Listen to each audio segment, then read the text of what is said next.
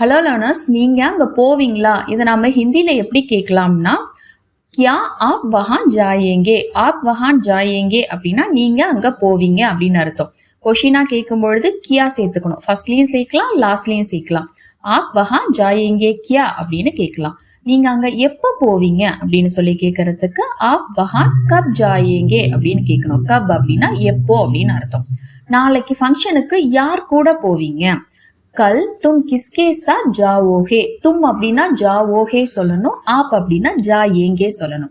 கிஸ்கே சாத் அப்படின்னா யார் கூட அப்படின்னு அர்த்தம். நாளைக்கு போவீங்களா இல்லையா அப்படின்னு சொல்லி கேட்கறதுக்கு கியா தும் கல் ஜாவோகே யா நஹி அப்படின்னு கேட்கணும். பஸ்ல போவீங்களா இல்ல கார்ல போவீங்களா அப்படின்னு சொல்லி கேட்கறதுக்கு கியா ஆப் பஸ் சே ஜாயேங்கே யா கார் சே அப்படின்னு கேட்கணும். ஸோ இந்த வீடியோ உங்களுக்கு பிடிச்சிருந்தா லைக் பண்ணுங்க. உங்களை மாதிரியே ஹிந்தி லேர்ன் பண்ற ஃப்ரெண்ட்ஸ் அண்ட் ஃபேமிலிக்கு நம்ம வீடியோஸை ஷேர் பண்ணுங்க, அவங்களுக்கு யூஸ்ஃபுல்.